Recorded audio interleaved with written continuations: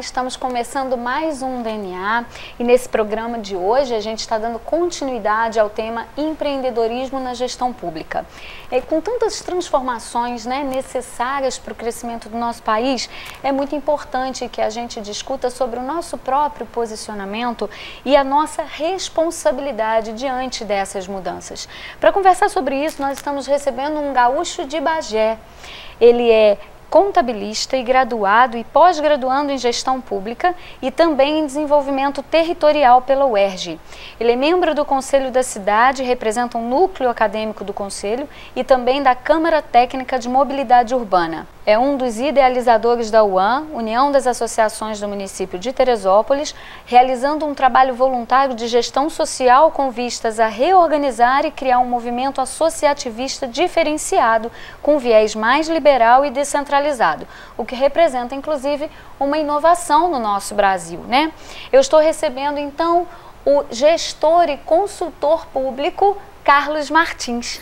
Carlos, obrigado por estar com a gente aqui. Eu que agradeço, uma honra muito grande poder estar aqui no teu programa, que é um programa referência aqui na nossa cidade, e principalmente falar disso que eu gosto, que é a gestão pública. Eu digo que eu gosto de três coisas, primeiro o chimarrão, que eu gosto muito de chimarrão, café e falar de gestão pública, mas falar com viés mais voltado para o técnico e com soluções mais simplificadas. Isso é muito importante, A gente está no momento que a gente precisa, Carlos, trazer à tona um entendimento mais claro sobre a gestão pública, e a participação das pessoas. Eu queria até conversar um pouco com você sobre a tua história, porque eu queria compartilhar essa ênfase que você traz no seu trabalho e na sua visão do associativismo, porque eu tenho a impressão que, de alguma forma, esse trabalho com associativismo, ele de fato fomenta o comprometimento e divide um pouco a nossa responsabilidade com o poder público. Exatamente. É isso mesmo? É isso mesmo. O que acontece? Eu nasci num lar político.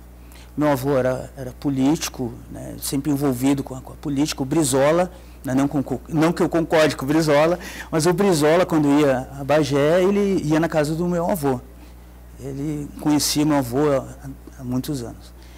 E eu sempre vi a política pelos bastidores. Eu nunca tive envolvido com movimento partidário, nunca concorri a nada, mas eu consegui captar muitas mensagens onde eu vivi. Meu primeiro emprego foi numa prefeitura com 16 anos. Eu trabalhava numa prefeitura, 16 anos. Não aprendiz. Aí eram 6 meses e acabou que eu fiquei 3 anos. Eu era o único menor de idade que trabalhava na prefeitura. E ali eu trabalhava na Secretaria da Fazenda e no setor de compras. Então eu estava no coração do município. E eu vivenciei várias coisas boas e coisas ruins, como é assim na vida da gente. Então, e eu sempre, que eu fui escoteiro desde pequeno, e eu sempre trabalhei com o movimento social, porque o escotismo é um movimento jovem, maior da história da humanidade, e a gente trabalha muito com ações sociais. Conheci a minha esposa há 23 anos, fazendo um trabalho social na nossa cidade. E depois disso eu segui fazendo alguns pequenos movimentos aí. Parei um tempo para estudar para concurso público, estudei durante um bom tempo, fui aprovado em alguns. Um exemplo, eu fui aprovado em 7º lugar na BIM, no final de 2010, início de 2011, só que com aquela troca de governo, entrou a presidente Dilma, ela suspendeu os concursos até 2012. E ocorreu que só chamaram 3 candidatos para a minha área, que foi a área contábil, e eu fiquei a ver navios. E segui estudando. Só que o ano passado, e isso já há um bom tempo, as pessoas falavam para mim: Carlos, cara, por que tu não vai para a tua área, cara? Tu sabe tanto, por que tu não vai? E eu gosto de aprender com as pessoas, convivendo com as pessoas, que eu acho que a aprendizagem, ela se manifesta, a gente aprende convivendo com as pessoas. Tu vai pegando um pouquinho de cada um, e isso é um tipo de sabedoria. E aí eu vim pensando, e acabou que o ano passado eu recebi um convite para ir num outro canal de TV para falar sobre gestão pública. Eu fui, falei, depois eu recebi mais 3 convites para ir no programa, e eu comecei a tomar gosto pelo negócio. E no final do ano, um amigo me ligou perguntando se eu não queria reorganizar as associações de moradores em Teresópolis. E eu, sabendo mais ou menos por alto como é que funcionava, eu Disse, olha, eu não quero. Aí ele assim, cara, eu disse, não quero, para mim não dá, porque eu não conheço ninguém, porque eu não era uma pessoa pública, não conheço ninguém, e é um ambiente, assim, bem trabalhoso. Só se tiver outras pessoas para me ajudar. Passou um tempinho, eu sei que foi ele que ligou para minha amiga, a Ana também. Aí a Ana me ligou, Carlos, a gente quer que tu tome a frente das associações de moradores e reorganize porque está tudo parado. Eu, tá. Aí fizemos uma reunião, foi uma confusão lá, eu vi vários relatos, eu quietinho, nem abri minha boca, né? Aí eu saí da reunião e passou uns dias, eu fui pesquisar sobre o assunto. Aí eu falei para ela, assim, o que tu acha de nós criarmos uma outra entidade com outro viés, diferente de tudo que já existiu em Teresópolis? Criar uma união de associações de moradores, com um viés descentralizado, liberal. Ou seja, tu buscar recursos, buscar parcerias com iniciativa privada, ONGs, universidades, e deixar um pouco de lado o poder público municipal. Porque o poder público municipal, ele acaba contaminando esse relacionamento. Porque é um jogo de poder. Né? Ele, querendo ou não, ele acaba contaminando. E aí eu comecei a pesquisar sobre isso, e vi que não existia um outro movimento. E foi surgindo a UAN. É um movimento social que vem ganhando espaço, né? A imprensa, eu tenho muito a agradecer aos vários canais que estão abrindo para nós, as pessoas estão acreditando e a coisa está expandindo e já rompeu as barreiras de Teresópolis e do Rio de Janeiro. Então eu acho que a UAN, ela vem para inovar, porque é um movimento novo que surgiu no Brasil, está começando nos estados, que é chamada Paradiplomacia, que é um movimento novo que ninguém sabe, e há umas questões a nível do poder público, há algumas barreiras legais que ninguém sabe como resolver e se pode ou não. Mas no caso de uma entidade privada, que é a UAN, não tem nenhum impedimento legal. É até um benefício, porque o Estado, ele não pode estar com a mão em tudo. O Estado está sobrecarregado.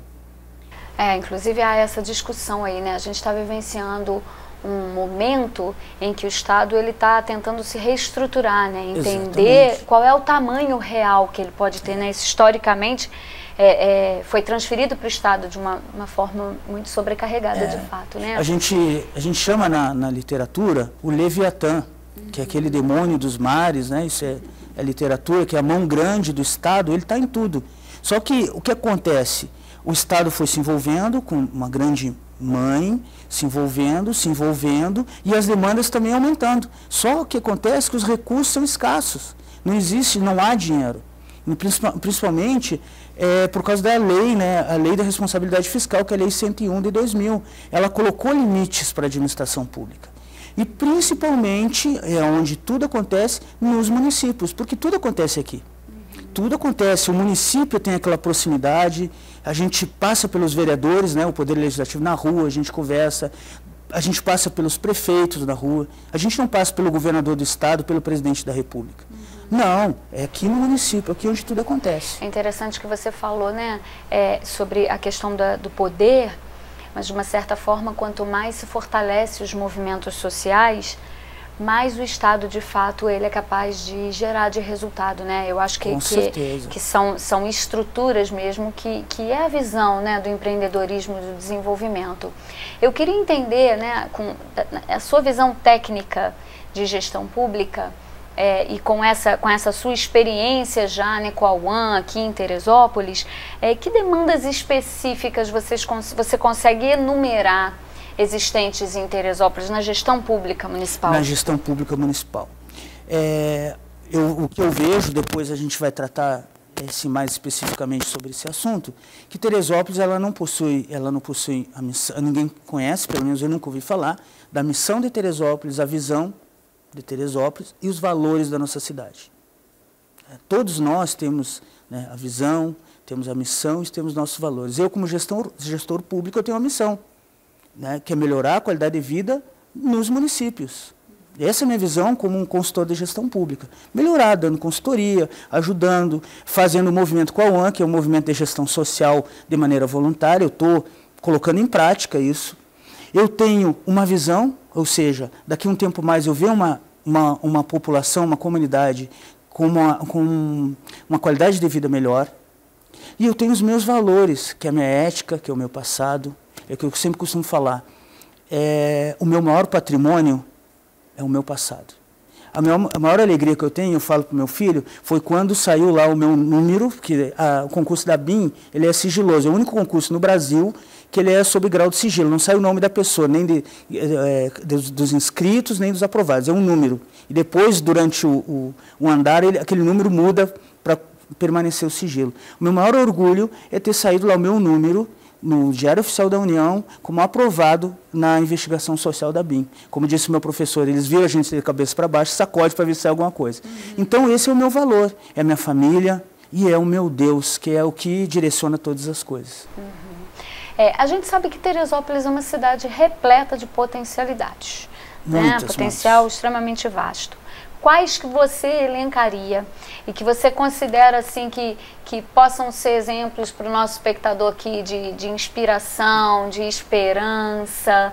Nós saímos de um programa recentemente em que a gente falou do empreendedorismo, né, na visão do gestor, do executivo, e a gente estava falando acerca da recuperação da autoestima, né? Então é muito importante que a gente valorize essas potencialidades. Na sua perspectiva técnica, o que você enxerga? Eu vejo, para concluir a fala anterior, eu vejo que a gente tem alguns problemas de empregabilidade, o problema de informalismo, Teresópolis é muito informal, e eu vejo que nós temos grandes potencialidades, setor agrícola,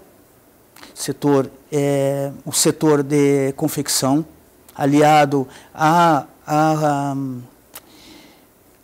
o setor de confecção aliado ao artesanato, perdão, fugiu aqui, porque a gente é um grande potencial, né? Eu tenho até uma ideia boa aí, setor educacional, tecnológico. Então, se a gente conseguir reorganizar tudo isso, junto com o turismo, a gente vai crescer. O que eu sempre falo, porque as pessoas falam, a gente precisa trazer indústrias, empresas para Teresópolis. Isso é um grande erro, porque grandes indústrias trazem grandes problemas. A gente vai atrair outras pessoas para cá, essas pessoas vão trabalhar durante um determinado tempo, vão ficar desempregadas e vão gerar problema na nossa cidade. Teresópolis precisa ser preservada, né? Preservada. A gente vai ter um bloco que a gente vai falar um pouquinho sobre vocação. A gente já vai precisar fazer uma primeira parada aqui do nosso bloco.